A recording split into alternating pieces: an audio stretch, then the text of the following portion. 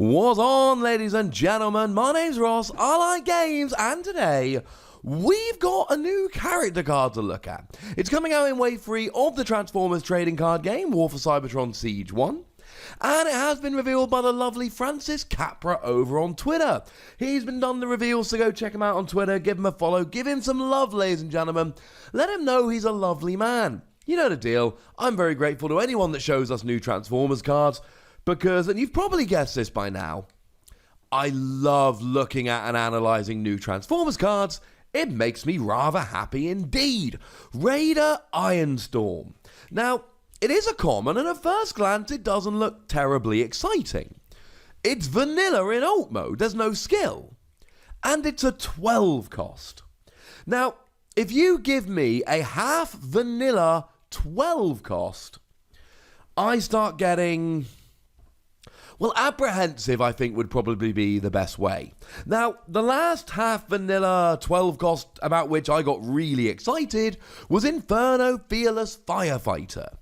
12 cost, but it had 8 attack in bot mode, and when you flipped it into alt mode, you returned all upgrades on a character to their opponent's hand. So essentially, if you're giving me a half vanilla 12 cost, better be better than Inferno. And starting off, look, the stats here are good.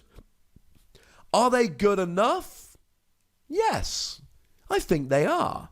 Because in Wave 1 at least, the average character was an 8 cost with a 4, 12, 2 stat line. Here, instead of having an attack of 4, we have an attack of 7, which is phenomenal. Instead of a health of 12, we have a health of 14, which is phenomenal.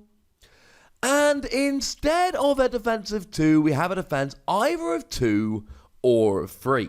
So we've got high health, phenomenal attack, and above average defense at least in one mode. And then, of course, we've got to think about that card that I looked at the other day, Energy Pack, which this can use because it's got the appropriate number of stars, more than in fact, and it gives you 4 extra health. So now you're looking at an 18 health character with an attack of 7 and in alt mode a defense of 3. That is a beastly stat line, ladies and gentlemen. An absolutely beastly stat line. So what about the skills here? Well, it's only got one skill, and it's a skill in bot mode, and it reads, when this attacks, return one of the defender's upgrades to its owner's hand. You don't get rid of it.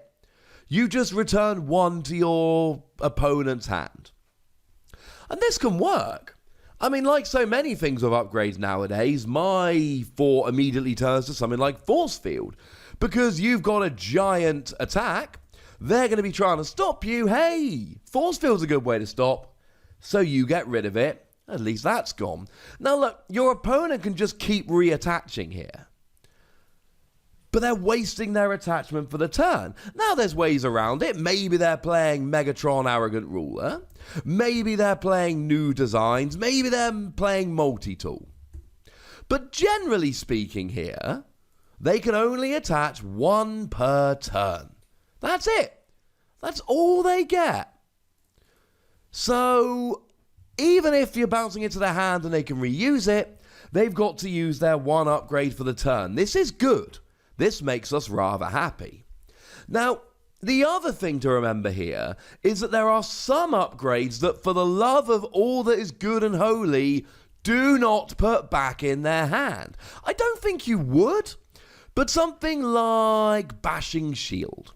Now, Bashing Shield looks like, hey, they get +1 defense, I want to be doing a big attack, maybe I should get rid of Bashing Shield. No, you shouldn't. Because when you attach Bashing Shield to a character, you scrap an enemy armor. And once you put it back in their hand, you give them access to it. Something like Field Communicator that can be put on a specialist and then they can play the top card of their deck. No! Do not put this back to your opponent's hand, because then they can reattach it and they get to play the top card of their deck. Don't do it, ladies and gentlemen. Don't fall for it. Don't be sucked in. Leave it on there. Even though it's giving them a little bit of a bonus in terms of stats, it's not worth it, ladies and gentlemen. Just leave it. Just leave it. But generally speaking, this is pretty nice. It's not the best we've got in terms of getting rid of upgrades? I mean, if we go back to Inferno here, Inferno is just objectively better. Because you return all upgrades on a character to their owner's hand. And of course, Inferno can remove the upgrades from one character while attacking another. Whereas this boy here, our little Raider Ironstorm, can only remove an upgrade from the character that you're attacking, which is not quite so versatile. Similarly, if you've got an armor, we've got Bashing Shield. There are plenty of ways to do so. We've got Vaporize, or if you don't want to have a blue icon, we've got Ramming Speed. But the thing is, you might not want to play Ramming Speed or Vaporize. Maybe you want to play Leap of Faith. No, it's a star card, but it's one I like. Maybe you want to play Supercharge to give yourself Bold Free to really boost your attack. Well, unless you play something like a Brainstorm beforehand, you're not going to be able to play a Supercharge and a Vaporize.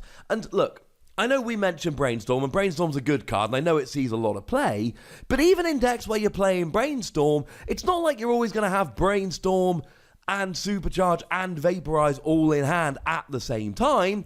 So by all means get a little bit excited, but temper that excitement, ladies and gentlemen, because it's not always going to work. And the best thing about this skill is that you get to remove an upgrade without having to muck about using an action or using your own upgrade. But I still look at this and go, well, if I want to hate on upgrades, why don't I just play Inferno? Or a bunch of others? It's just, yeah. Now, in terms of the designations here, you are ranged and you are a plane. Now, range does lead us on to cheeky damage. We've got marksmanship from wave 2.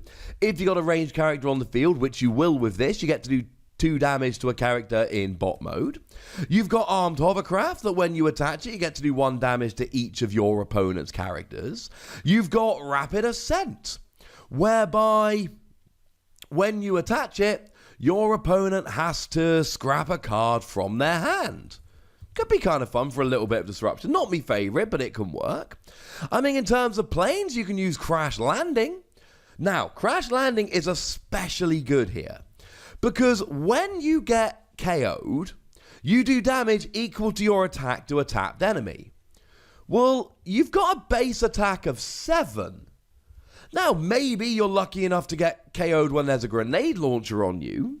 So then you've got an attack of 11, and that's, I mean, if you can do 11 damage, that's ludicrous. But make no mistake about it, 7 damage is good.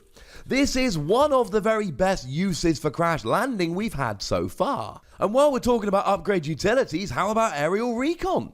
You can only put on planes, but when the upgraded character attacks or defends, you may scrap the top card of your deck. Just try and make sure you hit the correct icons when attacking or defending. The thing is, as much as I love the attack of 7 here, I'm not sure how much I love it.